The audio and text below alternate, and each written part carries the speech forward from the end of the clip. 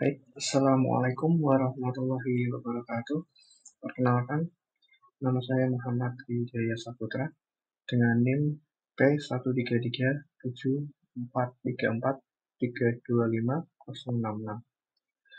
Pada kesempatan kali ini, perkenalkan saya untuk membawakan presentasi terkait materi imunochromatografi assay adalah pemeriksaan swab antigen COVID-19 dengan metode lateral flow immunochromatografic assay.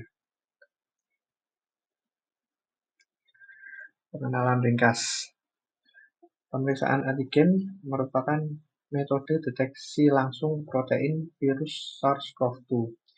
Digunakan luas untuk diagnosis cepat COVID-19 terutama di fasilitas pelayanan dasar dengan waktu hasil yang relatif cepat, yaitu berkisar antara 15 sampai 30 menit.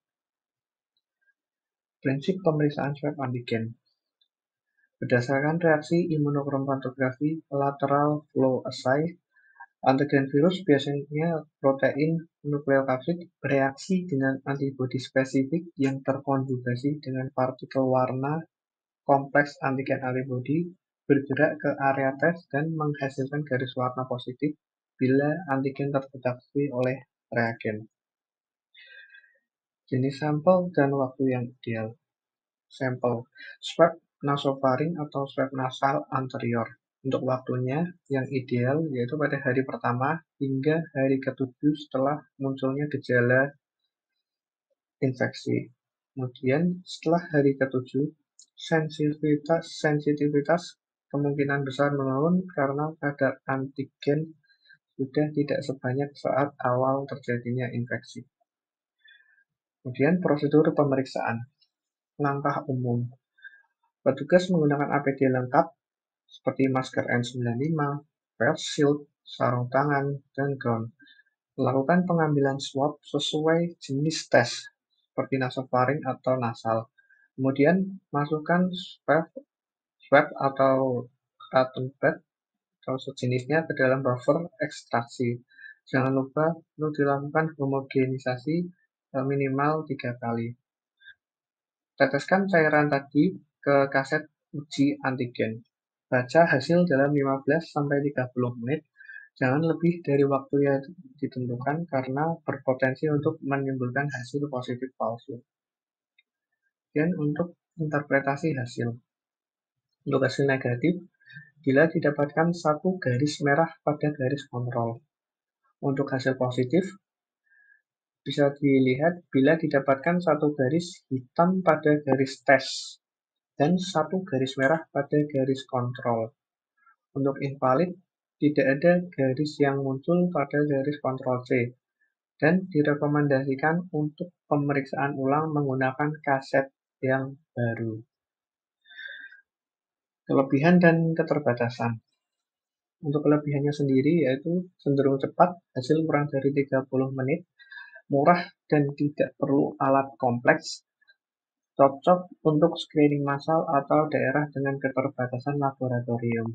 Keterbatasannya sendiri yaitu sensitivitas lebih rendah dibanding RT-PCR karena penggunaannya sendiri hanya untuk screening, bukan didesain untuk uji kuantitatif. Kemudian dapat muncul false negatif terutama pada beban virus rendah dan false positif apabila pembacaan dilakukan pada range lebih dari waktu yang direkomendasikan. Harus dilakukan oleh tenaga terlatih untuk hasil akurat. Hal ini bisa disiasati dengan pelatihan singkat karena materinya sendiri tidak terlalu kompleks ya. Untuk validitas dan akurasi, rata-rata performa tes antigen berdasarkan meta-analisis sensitivitasnya berada pada 72 hingga 80% pada pasien bergejala, spesifisitas lebih dari 97%.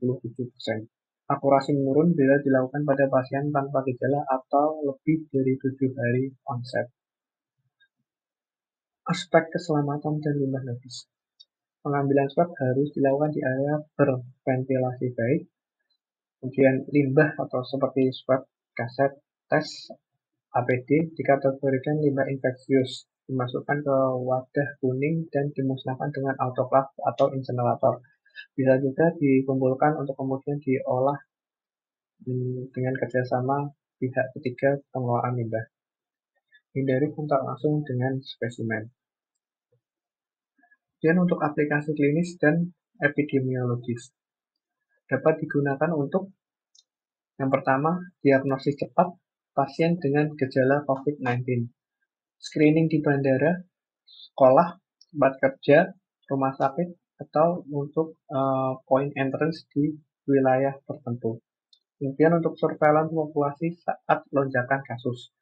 Hasil positif sangat membantu pemutusan rantai penularan lebih cepat dan penentuan kebijakan untuk penanggulangan penularan.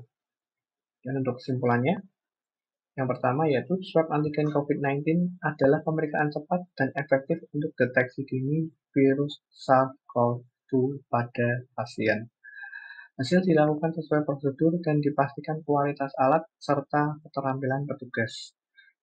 Yang ketiga, untuk hasil diagnosis yang pasti dapat dikonfirmasi dengan RT-PCR guna memperoleh